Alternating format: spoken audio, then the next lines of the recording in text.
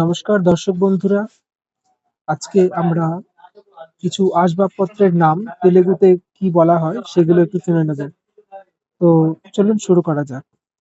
প্রথমে আমরা দেখব যে খাট, তাকে তেলেগু ভাষায় কি বলা হয়। তো দেখতে পাচ্ছেন যে খাট শব্দটা তেলেগুতে এইভাবে লেখা হয় এবং সেটাকে তেলেগু ভাষায় বলা হয় মঞ্চম।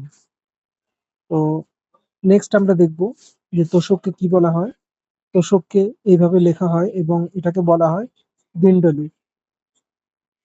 এবং এরপরে আমরা দেখব যে বালিশকে কি বলা হয়।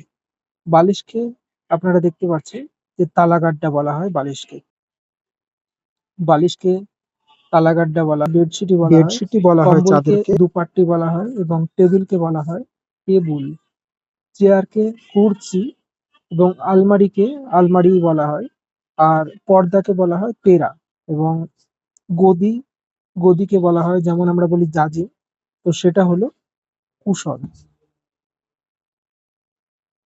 গদিকে বলা হয় কুশন। তো এই ছিল আজকের আমাদের শর্ট কিছু ইনফরমেশন, যেগুলো বিভিন্ন ফার্নিচারকে তেলেগু ভাষায় বিভিন্ন নামে বলা হয়ে থাকে, সেগুলো আমরা জেনে নিলাম। তো অবশ্যই ভিডিওটি লাইক করে চ্যানেলটি সাবস্ক্রাইব করে পাশে থাকবেন পরবর্তী ভিডিওর জন্য। ধন্যবাদ, দেখা হচ্ছে নেক্সট ভিডিওতে।